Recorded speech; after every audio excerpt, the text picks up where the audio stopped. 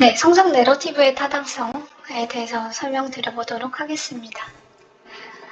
이익성장 내러티브라는 것은 앞으로 기업의 이익이 성장할 가능성이 높다라는 것을 설득하는 논리입니다. 그래서 설득의 주체는 누구며 설득의 대상은 누구냐. 결국은 기업의 대표이사 그리고 IR 담당자가 시장을 설득하는 논리일 겁니다. 근데 결국 이런 논리를 내가 잘 구성해 놓으면은 주가가 하락하는 기간에는 우리가 매도하려는 우리 자신을 설득하는 논리가 됩니다. 그래서 우리가 스스로 성장 내러티브를 잘 구성해 놓는 게 굉장히 중요하다고 할 수 있습니다. 그래서 명확한 논리일수록 대중의 광기에 휩쓸리지 않고 하락기를 버티는 힘이 됩니다. 그래서 앞서 이익이 성장하는 기업에 투자할 때 지속 가능하고 수익률이 높으며 위험성이 낮은 투자를 할 수 있다라고 설명드린 바 있는데요. 이익이 성장하느냐 이걸 확인하기 위해서는 회사가 말하는 그리고 스스로 이제 저희가 발견한 그런 내러티브가 타당한지 그걸 검증해야 합니다. 그래서 이익 성장의 근거는 논리적으로 설득력이 있고 그 다음에 객관적인 확률상 실현될 가능성이 높은 그런 논리가 필요하다고 할 수 있습니다. 이걸 입증하기 위해서 이제 앞으로 얘기하게 될 조건 중에 하나 또는 복수의 조건이 만족되어야 할 거라고 생각합니다. 그래서 여기서는 이제 이익이 성장하기 위해서는 산업하고 그다음에 점유율 이게 같이 확대될 때 매출이 증가하고 그다음에 그 매출 증가율 보다 이익이 증가율이 더 높기 위해서는 PQC가 우호적으로 변해야 돼요. 그래서 이렇게 세 가지 요건으로 나눠서 볼 수 있습니다.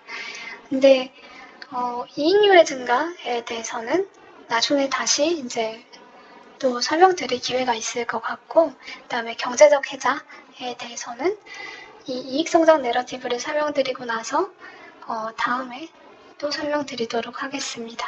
그래서 이번에는 산업의 성장에 대해서 한번 검토해 보도록 하겠습니다.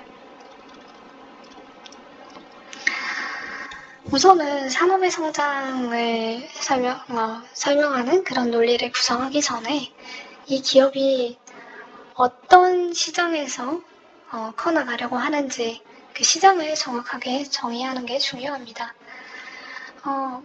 그래서 이 목표 시장을 정의할 때는 이 상위나 동위의 시장에서 만드는 상품이 이 기업의 상품을 대체할 수 있는지 그걸 고민해 봐야 됩니다. 그리고 기업이 제시하는 비전에 따라서 목표 시장의 범위도 달라져야 된다고 생각합니다. 그래서 산업이 크게 정의될수록 기업이 성장할 수 있는 범위는 굉장히 넓어지지만 물리쳐야 될 잠재적인 경쟁자의 수도 많아지게 됩니다. 예를 들어 보면은 우리나라 엔터사들이 K-팝이라는 별도 산업에 속했다라고 하려면은 K-팝 음반, 공연과 다른 다른 음악 장르, 음반, 공연 같은 게 대체되기 어려워야 합니다. 예를 들어서 K-팝 음반이 J-팝이나 라틴 음악 같은 거하고 대체되기 어렵다라고 하면은 분명히 분리된 시장이라고 볼 수가 있겠죠. 그게 아니라면은 우리나라 엔터사들은 세계 음악 산업이라는 보다 큰 카테고리에 속해 있다라고 봐야 될 것입니다. 세계 음악 산업에 속했다라고 하면은 점유율이 1% 정도만 상승해도 몇 배나 성장할 수 있겠지만 K-팝 산업에서는 점유율을 상당히 높여야지 의미 있는 수익률을 얻을 수가 있겠죠. 근데 이제 이렇게 얻는 게 있으면은 세계 음악 시장이라고 하면은 경쟁사가 상당히 많아가지고 경쟁이 치열하고 그다음에 그러니까 잠재적인 경쟁자가 높아서 마음대로 이제 가격 설정을 할 수가 없다라고 볼 수 있겠습니다. 하지만 이제 K-팝에 국한한다면은 경쟁사가 적기 때문에 의미 있는 그런 의미 있는 경쟁자가 적게 되고 그래서 가격 설정력이 좀 더 높게 될 것 같습니다. 이렇게 해서 시장을 정의했다면은 이제 이 뒤로 얘기하게 될 시장이 커나간다 라는 논리 중에서 몇 개 정도나 중첩되는지 확인하시면은 시장이 커나가는지를 확인할 수 있다고 생각합니다. 첫 번째는 메가 트렌드입니다. 그래서 미국 미래학자 존 나이스비트라는 학자가 메가 트렌드라는 거를 이렇게 정의를 했습니다. 단순히 한 영역의 트렌드에 그치지 않고 전 지구적으로 사회, 경제, 문화적으로 거시적인 변화를 불러일으키는 현상이다. 그래서 사실은 메가트렌드 그 자체는 성장의 논리라기보다는 어떤 현상에 대한 설명이고, 이제 이어서 설명하게 될 그런 성장 논리들하고 중복되는 측면이 있다라고 보여집니다. 하지만 이런 현상이 사람이나 아니면 사회에 작용하는 그런 관성을 고려하면은 장기적으로 지속되었다라는 그 사실만으로도 상당한 기간 동안 산업이 대폭 확장할 수밖에 없는 그런 근거가 될 수 있다고 생각합니다. 그래서 고령화라는 거는 한국이나 아니면 세계 각국의 인구 구조를 보면은 피할 수 없는 트렌드라고 생각합니다. 근데 그러니까 인간은 먹고 사는 문제가 한번 해결되면은 성취하고 자아 실현을 추구하게 되고, 더 많은 여성이 사회에 진출하고 결혼 연령이 늦어지게 되면은 출산율이 감소하게 됩니다. 그리고 의학기술 발전으로 노인들이 더 오래 살고 전체 인구에서 차지하는 비중이 증가하게 됩니다. 사실은 이런 논리를 차치하고라도 고령화는 정해진 미래입니다. 그래서 지금 10대, 20대는 20년 뒤에 30대, 40대가 될 거고, 30대, 40대는 50대, 60대가 될 것입니다. 그래서 고령화 같은 경우에는 앞으로 10년 이상, 20년 이상 지속될 메가트렌드라고 보여지고, 그래서 고령화의 수혜를 입을 산업은 장기에 걸쳐가지고 성장할 수밖에 없다고 생각합니다. 그래서 별도의 근거 없이도 고령화가 계속해서 진행될 수밖에 없고, 향후 10년에 걸쳐서 전 세계에 걸쳐 광범위하게 일어날 수밖에 없는 일이 있다면은 그러한 변화에 의해서 이득을 보는 산업에 투자하는 것은 지극히 합리적인 선택이라고 보여집니다. 그리고 전지구적인 현상, 예를 들어서 환경변화 같은 거는 지리적으로 넓게 분포해 있을수록 다수의 주체들이 상호 의존성이 있잖아요. 그래서 걔네들이 서로 영향을 미치면서 변화의 지속성이 굉장히 높아집니다. 그러니까 환경변화가 정말 그런 되게 중요한 전지구적 현상에 근거한 성장 내러티브가 됩니다.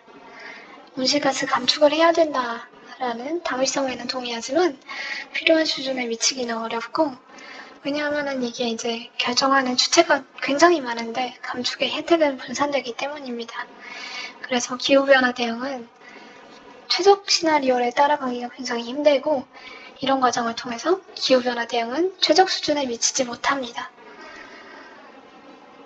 그렇기 때문에 이제 역설적으로, 이거 오타가 나는데요. 역설적으로 신재생에너지 발전 비중 증가, 그리고 그에 따른 인프라 투자, 기술 개발 수요 같은 거는 더욱 증가할 수밖에 없다고 생각합니다.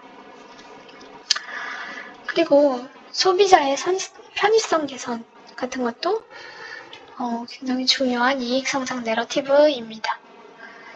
그래서 소비할 때 편의성을 개선하는 상품은 수요가 늘어날 수밖에 없습니다. 예전에 이오플로우 투자 아이디어에서 언급했던 바대로 CGM 도입이라든가 아니면 인슐린 투여 기기가 주사기에서 인슐린 펌프, 웨어러블 패치로 변해가는 과정 같은 거는 소비의 편의성을 증진시켜주는 그런 이제 기술적인 변화잖아요. 그래서 이런 변화는 장기적으로 계속해서 일어날 수밖에 없다라고 생각합니다. 많은 사람들은 기술 발전이 수요를 창출한다라고 주장하기도 하지만 일반적으로는 수요가 먼저 발생하고 이거를 충족하기 위해서 기술이 발전할 때 선순환이 일어나는 경향이 많습니다. 그래서 이게 이제 애플 비전 프로인데요. 사실은 애플 비전 프로가 흥행에 참패했는데 그렇게 될 수밖에 없었던 이유는 기술 개발을 통해서 수요를 창출하려는 인위적인 시도였기 때문이라고 생각합니다. 그래서 결국에는 수요가 먼저 일어나야 이 메가 트렌드가 그런 이익의 성장 내러티브가 더 타당성을 갖게 된다라고 보여집니다. 이거하고 반면에 소비자의 편의성을 획기적으로 개선시켜주는 상품은 성장하고 직결될 수밖에 없어요. 예를 들면은 인터넷 쇼핑이나 스마트폰 발전, 그다음에 음악이나 영상, 스트리밍 서비스, 그런 거시적인 변화, 그리고 작게는 로봇 청소기 같은 것들이 그런 좋은 예라고 생각합니다. 그리고 인간 본능에 부합하는 변화도 그러한 산업이 성장하는 되게 중요한 근거 중에 하나입니다. 그래서 어떤 변화가 얼마나 지속성을 가질 수 있을까 그걸 생각해보려면 그게 인간 본능하고 얼마나 부합하는지 이거를 생각해 보시면 될 것 같아요. 그래서 예시를 들 수 있는 게 쇼핑 콘텐츠, 다이제스트 형태의 콘텐츠, 이런 거는 앞으로 이제 더 많이 소비될 수밖에 없고, 전통 미디어, 1시간 동안 드라마를 봐야 된다 라든가 아니면은 전혀 이제 요약되지 않은 그런 형태의 콘텐츠 같은 거는 퇴조할 수밖에 없다라고 생각합니다. 그리고 자극적이고 검열의 제한을 받지 않는 그런 콘텐츠는 수요가 늘어날 수밖에 없다고 생각합니다. 그리고 침투율 확대입니다. 그래서 예전에 이제 아마존이라는 기업이 이제 성장률을 높게 보여줄 때 초기에 이제 전체 상거래 시장에서 차지하는 침투율이 1% 이렇게 됐었고, 그리고 이게 지금 현재는 10% 20% 정도인데 그걸 생각해 보면은 앞으로도 성장의 룸이 많이 남아있다라는 거를 생각해 볼 수 있겠죠. 그래서 보시면은 전 세계를 대상으로 인터넷 쇼핑 사업을 하는 아마존 같은 경우에는 침투율이 전 세계적으로 보면 아직도 낮기 때문에 성장의 룸이 많이 남아있다고 볼 수 있습니다. 근데 한국 같은 경우에는 이미 인터넷 쇼핑 침투율이 굉장히 높은 수준이잖아요. 그래서 한국에서만 사업을 하고 있는 해외로의 확장 가능성이 높지 않은 쿠팡 같은 경우에는 성장의 룸이 많이 남아있다라고 보기는 어려워 보입니다. 이렇게 지금까지 말한 논리들 외에도 다양한 논리가 있을 수가 있고, 그런 논리들을 설득력 있게 제시할 수 있고 다른 사람들의 검증을 받게 되면은 산업이 성장한다라는 거를 좀 다른 사람들도 납득할 수 있고, 어떤 기업의 주가가 하락했을 때 그걸 믿고 저가에 용감하게 들어갈 수 있는 그런 뭐라고 할까요? 이제 그런 심리적인 확신 같은 거를 얻을 수 있다고 생각합니다. 결국 중요한 거는 왜 시장이 커지는가, 어디까지 얼마나 오래 성장할 것인가에 대한 납득 가능한 답을 내놓는 것이라고 생각합니다. 그래서 여기까지가 산업의 성장 내러티브였고, 그 다음에는 경제적 혜자를 통해서 점유율을 어떻게 확대해 나갈 수 있는가에 대해서 설명드려 보도록 하겠습니다.